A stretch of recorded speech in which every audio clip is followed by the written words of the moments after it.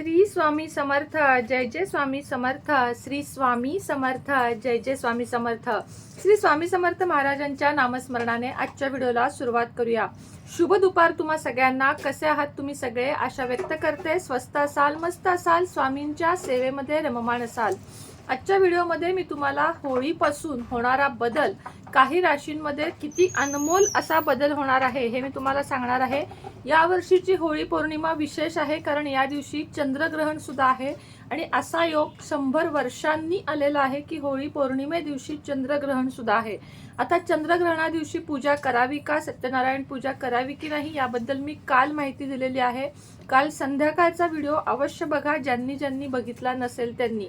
पूर्ण तुम्हाला त्या दिवशी ग्रहण पाळायचे की नाही, किती वेळ पाळायचे आहे, गरोदर महिलांनी काय करावे, किंवा मग तुम्हाला सत्यनारायण पूजा करायची असेल तर ती कधी करावी, त्याची उत्तर पूजा कधी करावी, याची संपूर्ण माहिती आपल्या कालच्या संध्याकाळच्या व्हिडिओमध्ये आहे। आता तो कसा बघायचा आहे नवीन लोकांना माहिती नाहीये। आत्ता तुम्ही जेव्हा माझा व्हिडिओ बघत आहात त्याच्या खाली माझा गोल याच्यामध्ये एक फोटो दिसेल, त्या फोटोवर क्लिक केलात की वरती व्हिडिओ म्हणून ऑप्शन येईल, तो ऑप्शन दाबलात की तुम्हाला ओळीने माझे व्हिडिओ दिसतील। त्यात कालचाच व्हिडिओ आहे संध्याकाळचा, की सत्यनारायण पूजा केव्हा करावे, ग्रहण पाळावे की नाही, ही सगळी उत्तरं तुम्हाला त्यामध्ये मिळून जातील। कृपया तो व्हिडिओ बघा, खूप आवश्यक आहे आणि जास्तीत जास्त जणांपर्यंत माझे व्हिडिओ शेअर करा, चॅनेलला सबस्क्राईब करा आणि लाईक करा। आजच्या व्हिडिओमध्ये मी तुम्हाला सांगणार आहे की होळीपासून म्हणजे पौर्णिमेपासून 4 राशींमध्ये खूप मोठा बदल होणार आहे आणि या 4 राशी, या भाग्यवान 4 राशी कोणत्या आहेत हेच मी आज तुम्हाला सांगणार आहे। तसं तर बघा, प्रत्येक वेळेस अक्षय तृतीया, गुढीपाडवा, होळी असे जे मोठे सण असतात अशा वेळेस ग्रह तारे बदल होतात, म्हणजे त्यामुळे राशींमध्ये पण परिवर्तन होतं आणि आपल्या आयुष्यामध्ये पण भरपूर परिवर्तन होतं। आपण म्हणतो की असं का झालं, तसं का झालं, तर हे सगळं कुंडलीमध्येच असतं आपल्या की हे होणार आहे, हे घडणार आहे। आपण फक्त त्याचं एक बघण्याचं काम, बघण्याची भूमिका करायची की हे का झालं, कसं झालं।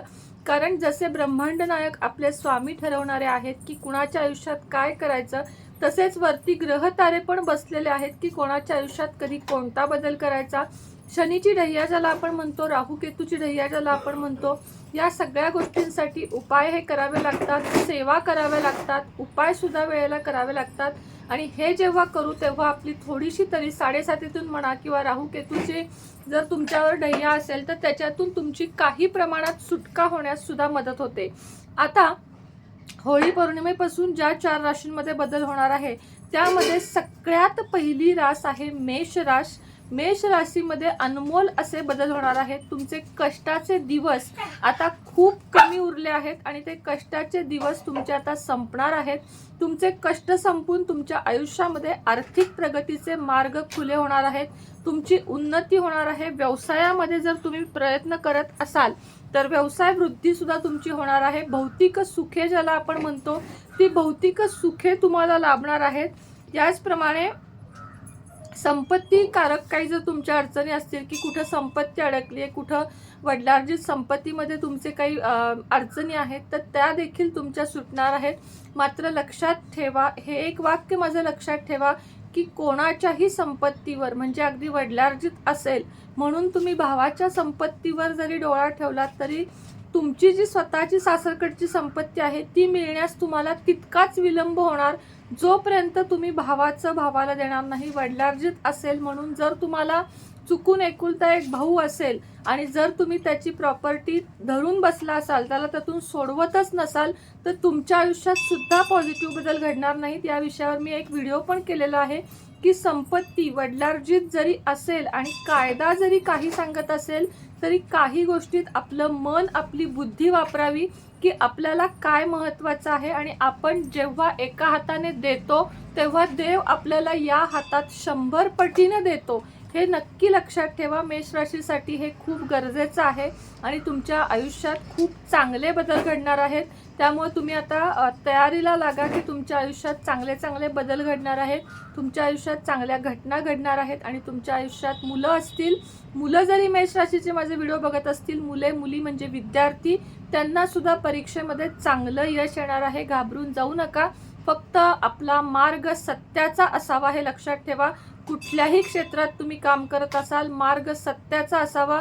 सत्याचा मार्ग हा शेवटपर्यंत चालतो आणि खोट्याचा मार्ग हा मध्येच तुटतो, म्हणून सत्याच्या मार्गाने चालत चला.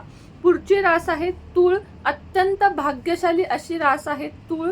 होळी पौर्णिमेपासून तुमच्या आयुष्यामध्ये, तुमच्या राशीमध्ये अनेक परिवर्तन आणि अनेक ग्रहतारांची उलटापालट होणार आहे. आणि त्यामुळं तुम्हाला काय, आता ते सांगत बसत नाही, तुम्हाला काय होणार आहे तर तुम्ही अतिशय भाग्यशाली आहात की तुमची सामाजिक प्रत जी आहे ती वाढणार आहे. जमीन जुमला तुम्ही घेणार आहात, देणार आहात. जे काही आहे जमिनीचे व्यवहार तुमचे पूर्ण होणार आहेत. तुम्ही जर गाडीचे स्वप्न बघत असाल, कोणत्याही, अगदी लहान मोठ्या कोणत्याही, तर तुमचे ते गाडीचे स्वप्न देखील आता पूर्ण होणार आहे. व्यवसायात वृद्धी होणार आहे आणि व्यवसायात तुम्हाला लक्ष घालायचं आहे. पार्टनरशिपमध्ये व्यवसाय असेल तर पार्टनरवर पूर्ण विश्वास ठेवू नका. तुम्हीही थोडं लक्ष घाला की पार्टनरवर तुम्ही विसंबून दिला आहे किंवा कामगारांवर दुकान विसंबून दिलं आहे आणि तुम्ही त्यात लक्ष घालत नाही. याचा अर्थ असा नाही की मी कामगारांवर अविश्वास दाखवते. कामगार खूप चांगले असतात आणि कामगार आहे म्हणून मालकांचं दुकान असतं. मात्र मालकांचंही काम आहे की स्वतः थांबून आपल्या दुकानात लक्ष देणं, आपल्या ग्राहकांशी बोलणं. नुसता पैशापुरतं कोणतंही दुकान घालू नका, तर ग्राहकांवर प्रेम करा. ग्राहकांना ईश्वर माना. कुठलाही व्यवसाय तुमचा असू दे, तुमचे ग्राहक जसे माझे सबस्क्रायबर माझ्यासाठी देव आहेत, तसेच तुम्ही दुकानदार असाल तर तुमच्या ग्राहकांना तुम्ही देव माना.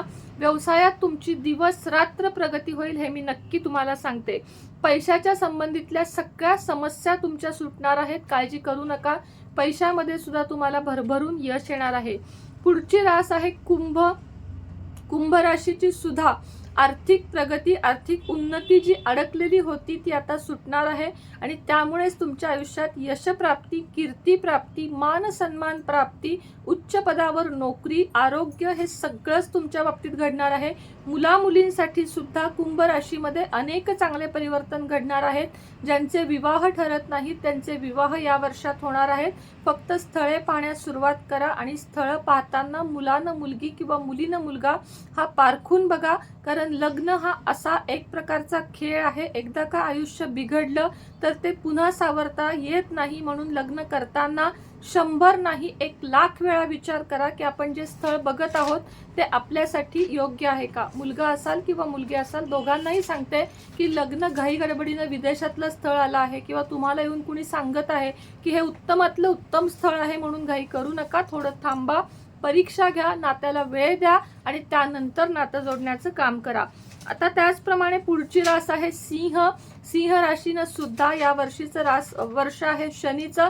त्यामुळं तसा तर या वर्षी म्हणजे 12ही राशींना काही ना काही त्रास जाणवणार आहे. शनीचं वर्ष, पण शनीचं वर्ष म्हणजे मनीचं वर्ष सुद्धा मानलं जातं. सिंह राशीला सुद्धा मनीबद्दल म्हणजे पैशाबद्दलच्या समस्या भेडसावणार आहेत, पण त्यातून तुम्ही खूप उलाढाल करून मार्ग काढणार आहात आणि स्वतःचं आयुष्य सावरणार आहात. तुम्हाला कुणी नाही पण तुम्हाला परमेश्वर साथ देणार आहे आणि तुमच्या आयुष्यात अतिशय वेगवेगळे बदल या वर्षात घडणार आहेत. तुमचे घटस्फोटाची जर काही कारवाई चालू असेल तर त्यामध्ये सुद्धा तुम्हाला यश मिळेल.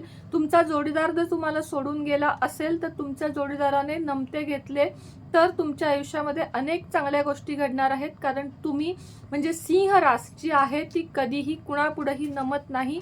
सिंह राशीच्या पुढे सिंह रास कधी चुकत नाही आणि ती कधी नमतही नाही. त्यामुळे सिंह राशीचे जोडीदार जे असतील, मुले असो मुली असो, त्यांनी लक्षात ठेवा की तुमच्या जोडीदाराला समजून घ्या, त्याला वेळ द्या आणि त्याच्याशी तुम्ही जितके गोड बोलाल. म्हणजे सिंह राशीचं एक विशेष मी सांगते की सुसरबाई तुझीच पाठ मऊ असं ज्याला म्हटलं जातं की तूच चांगली असं जेव्हा त्यांना म्हटलं जातं तेव्हा त्या जीवाला जीव द्यायला तयार होतात.